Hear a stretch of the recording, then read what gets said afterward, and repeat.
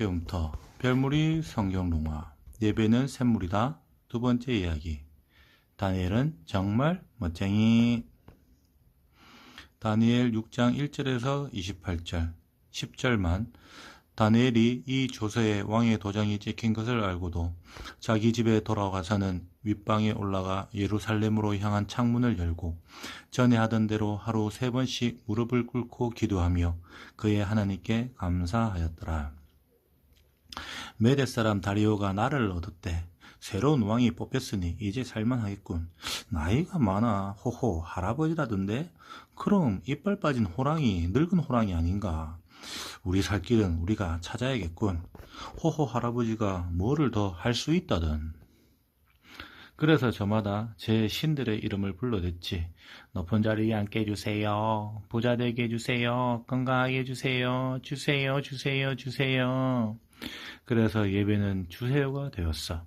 그래서 삶은 갈팡질팡 됐지. 이빨 빠진 호랑이 아닌데, 할 줄 아는 거 아는데, 잘하는 거 많은데, 줄 수 있는데, 줄 거 많은데, 그래서 주세요 해도 되는데, 그래서 120명이나 되는 관리를 뽑았지. 관리들을 돌보는 총리도 3명이나 뽑았어. 그 중에 총리로 뽑은 다니엘이 일을 기가 막히게 잘했어. 그래서 미움도 받게 되나 봐. 어느 날 총리들과 관리들이 우르르 몰려왔지. 임금님, 아예 주세요법을 새로 만들죠. 임금님에게만 주세요 하게 하는 겁니다. 다른 어떤 신이나 사람들에게 주세요 못하게 하는 거죠. 그러면 임금님을 신처럼 떠받들게 될 겁니다. 혹시라도 어기는 사람이 있다면 사자굴에 던져버리세요. 딱 30일만 해보면 바로 효과가 나타날 겁니다. 그거 참 괜찮네. 이빨 빠진 호랑이가 아니라 무섭고도 듬직한 내 모습. 주세요 하면 척척 내주니 신처럼 떠받들며 우러러보겠지. 전애들 신의 이름을 부르며 예배하긴 곤란하겠지. 그래도 뭐 딱 30일이니까 좋은 게 좋은 거라며 쉽게 결정했지만 그때는 몰랐어. 다니엘만 미워하는 사람들 그 꼬임에 폭삭 속았다는 걸 말이야. 임금님, 다니엘이 주세요법을 어겼습니다. 자기 집에 돌아가서는 윗방으로 올라가 예배를 드렸어요. 열린 창문으로 저희가 똑똑히 봤습니다. 예루살렘 쪽으로 무릎을 꿇고 주세요 하며 중을 댔다니까요. 하루에 3번씩 정해진 시간까지 있다지 뭡니까? 이런 경우에는 사자굴에 던져 넣는 거죠. 법으로 그렇게 정하셨잖아요. 쿵쿵쿵 도장도 찍으셨잖아요. 덫에 걸린 다니엘 빼낼 방법은 없나? 사자굴 말고 조금 쉬운 벌 대신할 수는 없나? 왕께서 세우신 법률이 아니던가요? 왕께서 법을 어기시면 온 나라가 더 일어납니다. 성냥이 때처럼 이빨 빠진 호랑이를 물고만 늘어졌지. 시간만 속절없이 째깍째깍 갔어. 깜빡깜빡 해는 지고 깜깜한 어둠이 오고 있었지. 다니엘아, 내가 항상 섬기는 너희 하나님이 너를 구원하시리라. 다니엘을 손을 잡으니 핑핑핑 눈물 났지. 이빨 빠진 호랑이라 힘이 없으니 속상한 마음도 컸어. 꼬임에 빠져 도장을 찍은 터라 억울한 마음도 들었지. 굶주린 사자굴로 다니엘을 던져지고 돌문은 굳게 닫혔어. 별빛마저 가물가물 어둠에 먹히고 있었지. 사자밥으로 먹힐 다니엘을 생각하니 끔찍했어. 가물대며 깜빡이는 작은 별, 다니엘의 생명 같아. 눈을 감아도 잠은 오지 않고 뇌쉬는 한숨 그치지 않아서 산의 진미 느껴지지 않고 재미있는 일에도 울음이 나서 새벽이 오도록 나도 끙끙대며 싸웠어.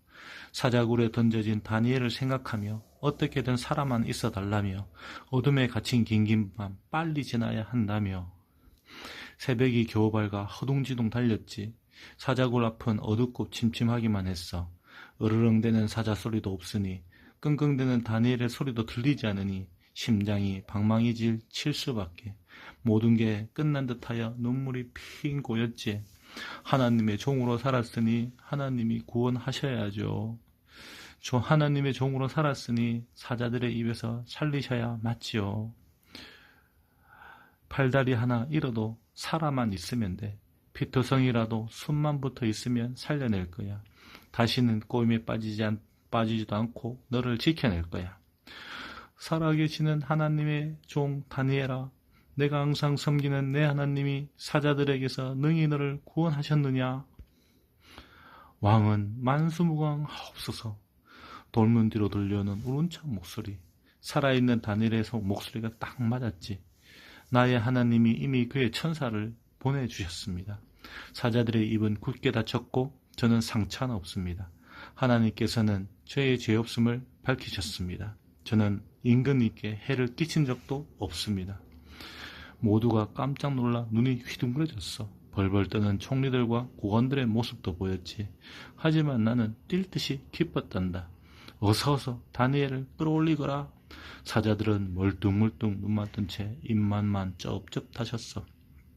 하나님이 꼬랑지를 딱 낚아채고 계셨으니 아무 일도 할 수 없었나 봐. 그들이 다니엘을 굴에서 올린즉 그의 몸이 조금도 상하지 아니하였으니 이는 그가 자기의 하나님을 믿음이었더라. 다니엘 손을 잡고 덩실덩실 춤을 추었지. 한참을 춤추다 내가 대뜸 물었어. 다니엘아, 너는 왜 주세요 하지 않니? 너의 예배는 왜 주세요가 아니니? 다니엘아, 낯선 땅에서 너는 어떻게 살아가니? 너의 다락방, 너의 예배는 무엇이 다른 거니? 예루살렘으로 창문을 활짝 열고 주세요 말고 잘 지내셨어요? 인사하는 거죠. 맡겨진 일 잘하고 집으로 돌아올 수 있었으니 하나님께 그 이야기 매일매일 나누는 거죠. 하나님은 아빠처럼 크고 나는 아이처럼 작으니까 무릎을 꿇고 차분히 들으며 마음에 새기는 거죠. 주세요 할 건 없어요. 오히려 감사해야 할 게 많지요. 남겨진 그루터기 같지만 낯선 땅에서도 삶은 이어졌어요. 흩어진 자들이 놓지 않고 예배를 드리니 세상은 점점 더 예배로 물들어져 가요.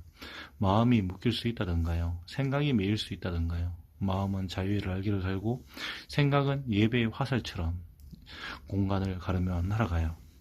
일용할 양식을 챙겨주시니 부귀와 명예를 더할 필요가 없죠. 아침마다 햇살로 맞아주시니 하나님 나라와 의를 빛내며 살아갈래요. 저도 제 자존심은 지켜야죠. 저녁이면 돌아와 주님과 도란도란 이야기를 나눌래요. 하루를 다 마치면 주님 품에 새근새근 잠들래요. 주세요 할 건 없어요. 그 말 말고도 할 이야기는 쌓여 있으니까요. 뜬금없이 물어도 대답은 또박또박했지. 그래서 이빨 빠진 호랑이 나도 크게 외칠 수 있었어.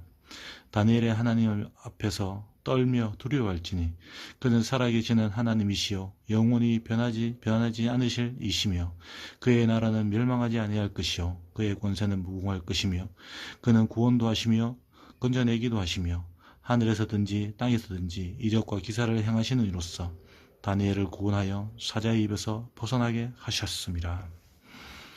아참, 나쁜 사람들은 어떻게 되었게? 가족들까지 끌려와 혼쭐이 났지. 전애들이 만든 그 사자굴에 던져지고 말았어.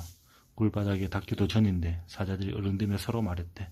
군침을 흘리고 입맛을 쩝쩝 다시면서 아침 식사가 끝내주는걸. 함께 기도해요.